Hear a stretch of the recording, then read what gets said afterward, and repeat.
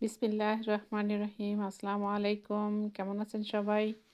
আমি আপনাদের সামনে নতুন একটা ভিডিও নিয়ে চলে আসলাম। আমি আজকে মুরগির মাংস রান্না করব। একটু ঝাল ঝাল করে ঝোল ঝোল দিয়ে মুরগির মাংস রান্না হবে। আমি সব রকম মশলা দিয়ে মশলাটা কষায় নিব এখন। সুন্দর করে কষায় নিলে মুরগির মাংস রান্না করি আর অন্য যে কোনো মাছ রান্না করি, মশলাটা কষায় নিতে হবে। সুন্দর করে কষায় নিলে মশলাটা টেস্ট সুন্দর আসবে। দেখেন উপরে তেল এক ছাড়ি দিলেই কষানো হয়ে গেল। কালারও চেঞ্জ হয়ে যায়, কালার দেখলেও বোঝা যায়। এটা নতুনরা বুঝতে পারবে না। এটা করতে করতে এই জিনিসটা এমনিতেই নিজে থেকেই জানা যাবে। এখন আমি মাংসটা দিয়ে মাংসটাও সুন্দর করে কষাতে হবে। আগেই ঝোল দেওয়া যাবে না। এই অবস্থায় যদি ঝোল দেওয়া হয় মুরগিটা একদমই ভালো লাগবে না। মাংসর ভিতরে ঝাল লবণ কিচ্ছু যাবে না, শুধু ঝোলেই ঝাল লবণ থাকবে।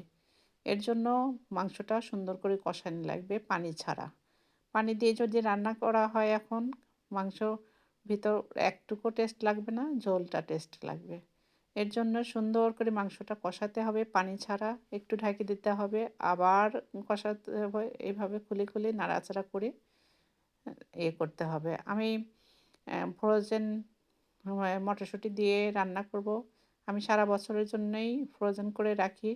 আমি এটা আলু দেইনি, আমি একটু সামান্য পেঁপে দিয়েছি আর মটরশুঁটি দিয়ে দিলাম। এটা সুন্দর করে নাড়াচাড়া করি, বারবার নাড়াচাড়া করতে হবে, একটু করে ঢাকি দিতে হবে আর কষাতে হবে। দেখেন কীভাবে কষাচ্ছি, কালার আগে কেমন ছিল এখন কেমন হয়েছে আর পরে কেমন হয়। আমি 5 মিনিটের জন্য ঢাকি দিব। 5 মিনিট পরে আমি ফিরে আসছি। দেখেন কেমন হয়েছে, তেলগুলো সব ছাড়িয়ে দিছে, মাংসটা কষানো হয়ে গেছে, পানিও শুকিয়ে গেছে।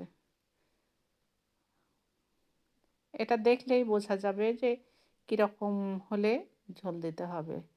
এটা ফার্স্টের দিন তো আসলে বোঝা সম্ভব না, দ্বিতীয় দিনও বোঝা সম্ভব না। 1-2 মাস রান্না করতে করতে এই জিনিসটা নিজে থেকেই হয়ে যায়। আপনারা এইভাবে রান্না করবেন। আমি তরকারিতে ঝোল দিয়ে দিলাম। ঝোল দিয়ে নাড়াচাড়া করে আমি একটু জিরার গুঁড়া দিব, একটু মশলার গুঁড়া দিব। আমি এই যে দারচিনির গুঁড়া দিয়ে দিলাম, এখন একটু জিরার গুঁড়াও দিয়ে দিব, দিয়ে রান্না করব। 60% রান্না হয়ে গেছে, এখন 40% হয়ে গেলেই হয়ে যাবে। আমি একটু ঝোল ঝোল করেই রান্না করব জন্য আমি ঝোল একটু বেশি দিয়ে ফেলছি। এখন এইভাবে আমার সিদ্ধ হয়ে গেলেই এখন হয়ে যাবে, এখন আর কোনো কিছু দেখার নাই। তরকারি সিদ্ধ হয়ে গেলে ঝাল লবণ ঠিক থাকলেই হয়ে গেছে। আপনারা যদি লাইক দিতে ভুলে যান অবশ্যই লাইক দিবেন, দিয়ে ভিডিওটা দেখতে থাকবেন। আর যদি সাবস্ক্রাইব করে ফেলেন অসংখ্য ধন্যবাদ। যারা সাবস্ক্রাইব করেন নাই, ভিডিও ভালো লাগলে অবশ্যই সাবস্ক্রাইব করবেন। দেখেন কালারটা সম্পূর্ণই চেঞ্জ হয়ে গেছে। এইভাবেই যদি তরকারি রান্না করা যায় বেশ মজা হবে। আপনারাও করে খেয়ে দেখবেন। নতুনরা যদি সামান্যতম আমার ভিডিও দেখে উপকৃত হয় তাহলে আমি এতেই খুশি। দেখেন আমার তরকারি কিন্তু হয়ে গেছে। আমি এখন বাটিতে ঢেলে দিব। চুলা অফ করে দিছি, বাটিতে পুরোটাই ধরবে না। আমি অর্ধেকটার মতো বাটিতে নিয়ে নিলাম।